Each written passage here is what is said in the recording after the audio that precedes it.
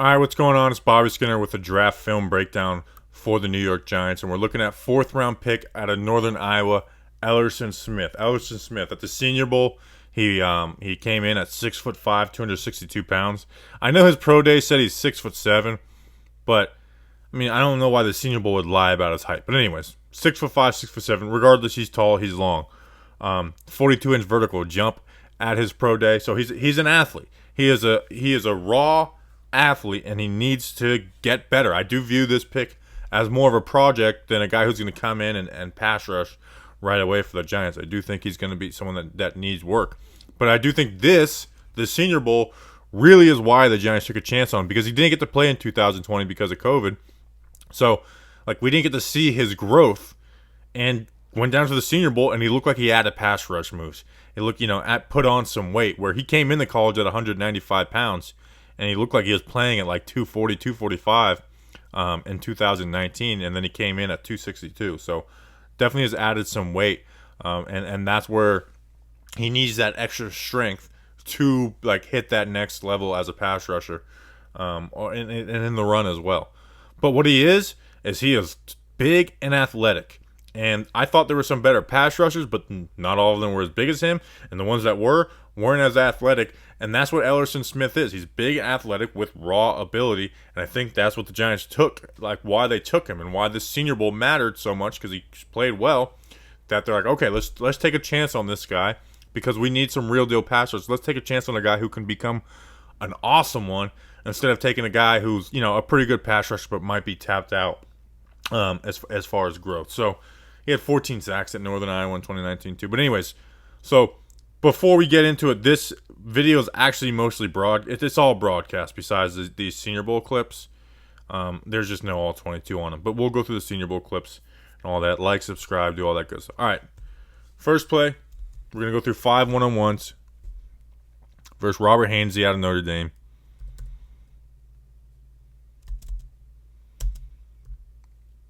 And that's where he can kind of struggle, is against, these stronger guys. See, his hands are high.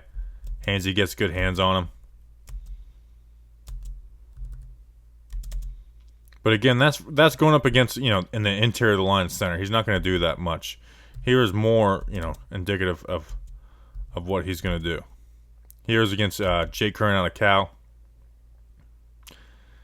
And this is good stuff, because I thought in 2019 he should have went inside more, because teams respected his speed and they left the inside open, and he just didn't really go after it. So first, you see those long arms, and what he does do is he gets those hands inside, he delivers them quick, and that's how he wins. But a lot of times on these reps in 2019, he's doing this, but he's still trying to get around the edge, and watch what he does here. Gets those hands inside, gets penetration, and then hits it to the inside. Where before he was just always trying to get around the edge, and you'll see it. Here again versus Jake Curran. This is what he did. This type of rep is how he won at Northern Iowa. Is watch the left hand. That left hand is swiping these hands off of him, and then that right hand comes off over quick, bam, mixed with his athleticism, bam, and just a beautiful rep.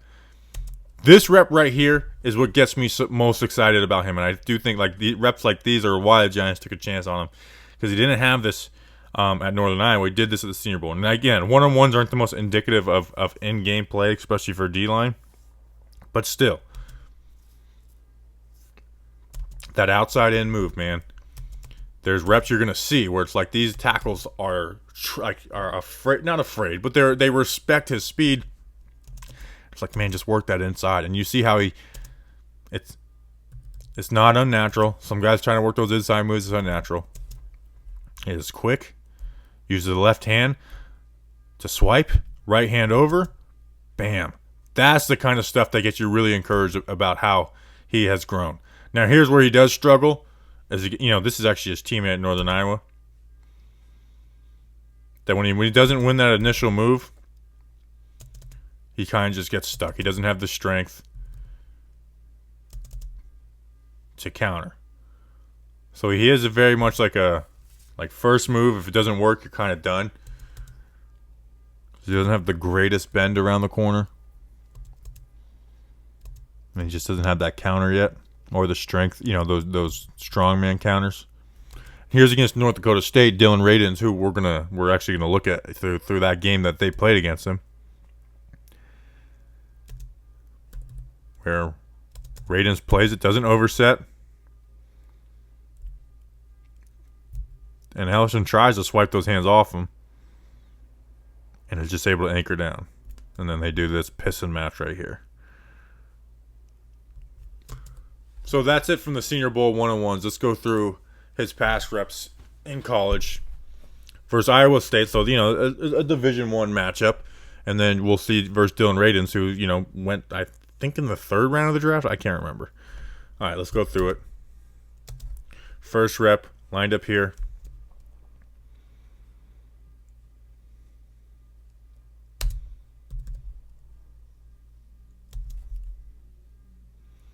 Good get off. You see those hands. Like, again, it's kind of hard to see, but you see those hands. They go inside. It's able to wash that tight end down. And then at that point, just get to the QB. And it's on 4th and 1. Forces the incompletion. That's a turnover. That's a turnover on downs that Elerson Smith has a huge part in.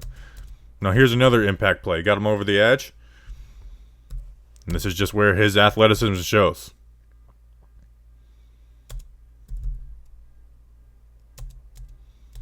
Just beats this guy off the line. Bam. Lays a hit. This is a fumble. And it gets returned for a touchdown. So it's like if he wins initially, it's nice. But if he doesn't, that's where the struggles show up for Elerson. Like here.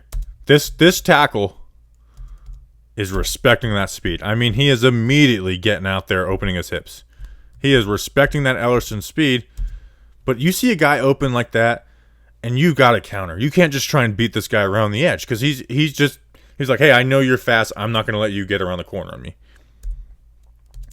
I mean, he's got his entire... I mean, that move that we saw where he worked inside versus the Cincinnati tackle on James Hudson.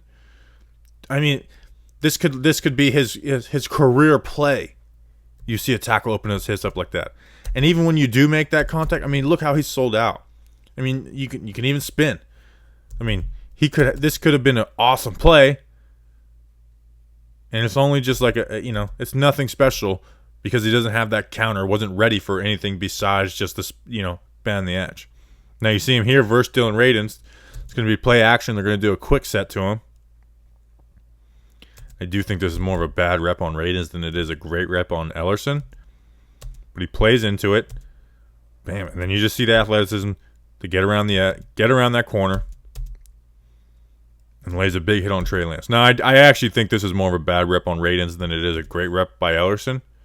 But it does show off the athleticism that he has. And this one, we got him lined up here. And so this is where you'll get the Gregory Rousseau comparisons. Because a lot of his best moves are by slanting inside and going up against, tackles. He's more athletic than tackles, but he's way more athletic than guards, especially at North Dakota State. And he just shows off that athleticism with, by running this stunt. Even then, he's able to, the guard's able to wash him out, even though Elerson does win that rep. Down here, same thing. Versus the guard, versus the slower guard.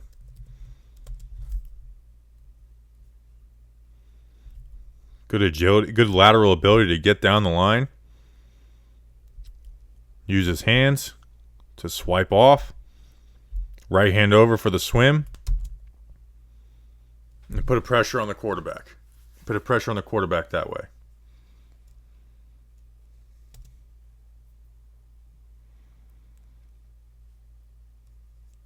Again, see, this is where his, good initial move. Like, here's good. This is good. Gets those hands off. Gets the right hand ripped under. But he just doesn't have the strength to finish. So if he gets stronger, he wins this rep. But he just doesn't have the strength to finish through on this play. And here you'll see, basically the exact same thing.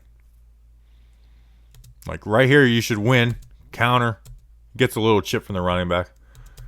But you see the strength of the tackle. And this is a good rep by him still. And they could even call holding if they really wanted to. So, this is a good rep by him. But where you'll see is where, you see how skinny he is. I mean, if he gets bigger, he's going to be able to power through him. He's got this tackle exactly how he wants him. So that's kind of where he is in the pass game, where you see the ability. Obviously needs to be refined, but again, look at those Senior Bowl reps. It looks like he has added some of that, and again, we didn't get to see him in 2020 and see him grow. Again, this is a guy who came in at 195 pounds, so he's someone who has grown, and I do think that's what Joe Judge and Patrick Graham's staff are taking on a guy they think they can coach up. In the run game, let's go through the good first. The good is about the same as his pass rush. He will make you look silly. You see that swim move, that left hand swipe, right hand swim over, unblock. It essentially looks like he's unblocked because he makes him look silly. That's how he wins in the run game. And he gets a nice tackle for a loss because he just made that guard look silly. Again. All right, tackle, you want to lean? You want to try and bully me? All right, well, you're going to fire off. Leaning like that, all right, I'll just swim over the top of you, and I got myself a win. Doesn't make the tackle, but still, he wins that rep versus the tackle. Here, against a tight end, so someone who doesn't have the strength of a tackle, watch. This shows what he can do if he adds strength, because, the tight end's not going to have that tackle strength. Fires low. That left hand does slip out. But you see him. Pulls through. And gets the help out on a tackle for a loss. On this one, it's just his athleticism running into a play. Where he totally just fires off. Gets this tackle wide open, out of off balance, and because his linebacker fills the gap correctly, or the corner or safety, whoever that is, he's able to redirect it and make a play. So you see, his wins in the run game are the same. He's winning the same way he wins as a pass rusher. Here's one where he actually does get some nice penetration, sets an edge. Look at this too. Second and goal, overtime. This team scores a touchdown, they win automatically. They ended up winning, but not in this version, not the first overtime. This is where it's if he adds that strength, gets his hands inside, sets the edge, makes a nice tackle for a loss. That's the good stuff. But now this is what happens way too regularly with Elerson in the run game because he's not strong. To where he's trying to set that edge. This tackle's able to out-muscle him. He's playing him head up, not playing half the man. And now he's totally left that edge wide open. Nice little hop by the running back. Whoop! Here versus North Dakota State.